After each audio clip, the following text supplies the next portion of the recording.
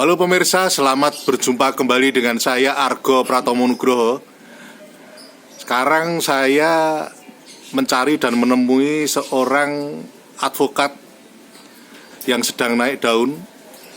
Beliau ini adalah Pak Suyanto Siregar yang ada di kantornya di belakang Ambarukmo Plaza, Yogyakarta.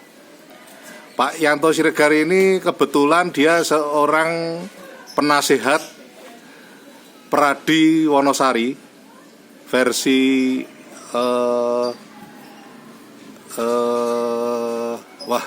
Oto Hasibuan, ya versinya Pak Oto Hasibuan SH. Selamat berjumpa Mas Yanto Siregar. Ya, selamat berjumpa Mas Argo. Ya, Mas Yanto. Ya, Mas Yanto ini sengaja saya mencari Anda karena sekarang ini di Jogja masyarakat kan sedang dihadapkan pada banyak persoalan tanah ya. Ya, betul.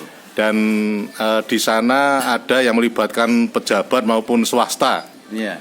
Bahkan persoalan tanah ini bisa menyangkut perdata, pidana maupun korupsi ini. Betul Mas. Nah, ini saya ingin masyarakat mendapat pencerahan dari Anda sebetulnya seperti apa konstelasi yang berhubungan dengan persoalan tanah ini, Mas. Betul. Terima kasih Mas Argo. Memang kita sangat prihatin saat ini banyak sekali warga yang menjadi korban dan juga pelaku istilahnya yang terlibat dalam suatu kejahatan yang mengarah kepada tindak pidana korupsi terkait dengan pemanfaatan tanah, khususnya di Yogyakarta ini. Ya. Begitu Mas Argo. Jadi di mana bahwa di Yogyakarta ini kan sangat sekali ya sebagai kota pelajar, mungkin banyak yang berminat untuk memesan properti, Pak. Ya. Sehingga di sini dijadikan peluang usaha oleh para pengusaha ya, atau pengembang. Sehingga antara lain itu dengan memanfaatkan tanah kas desa. Ya.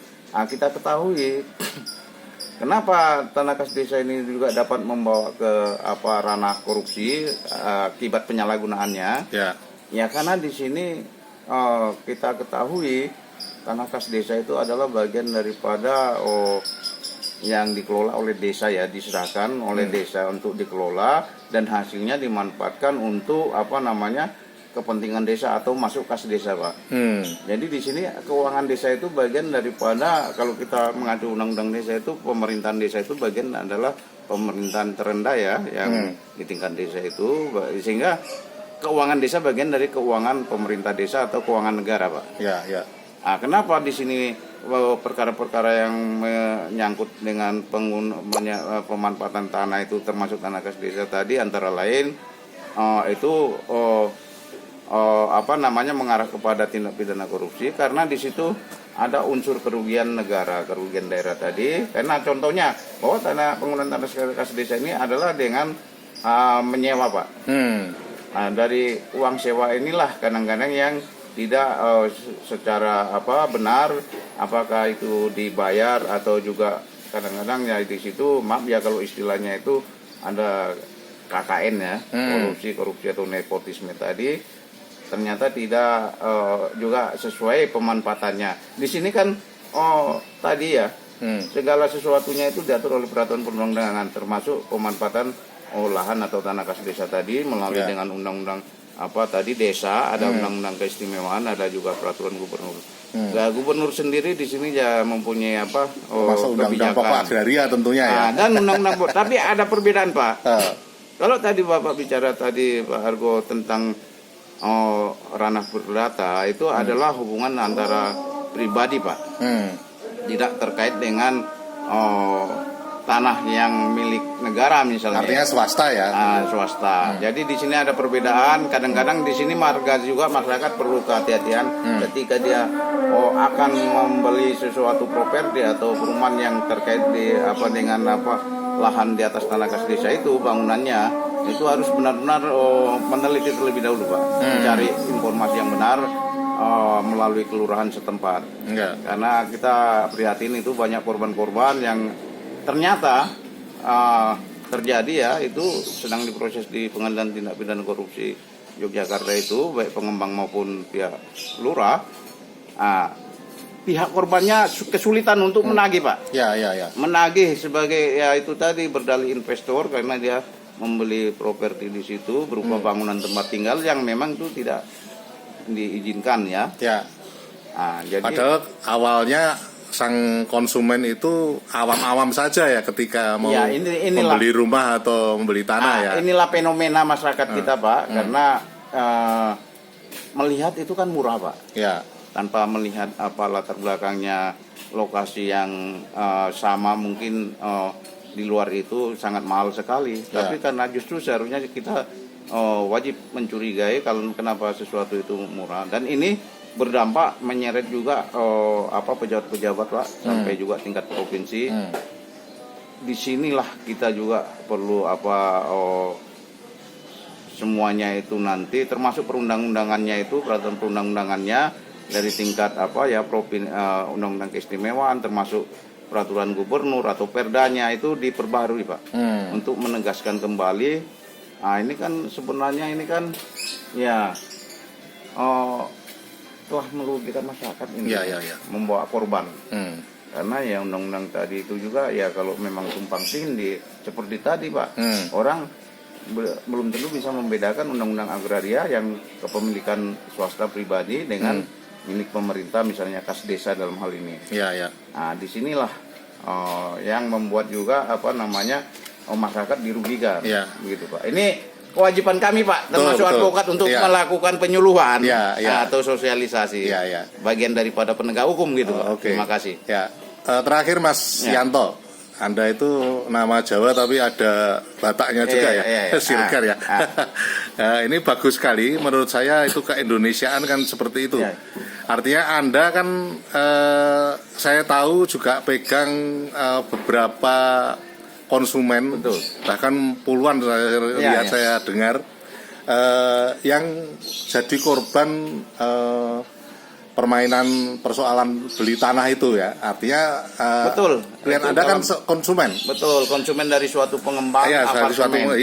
Hal ini memang terjadi sudah 10 tahunan dalam pengurusan, karena kan di sini mempunyai ciri khas tersendiri, Pak. Itu kalau apartemen disebutkan nanti hak kepemilikannya itu satuan rumah susun ya. Hak milik rumah susun. Jadi beda dengan rumah pribadi gitu loh. Nah, disinilah dimanfaatkan oleh pengembang tersebut karena harus ada yang mengelola apartemen tersebut yang dilakukan oleh pengembang tadi atau developer. Cuman disinilah, Pak,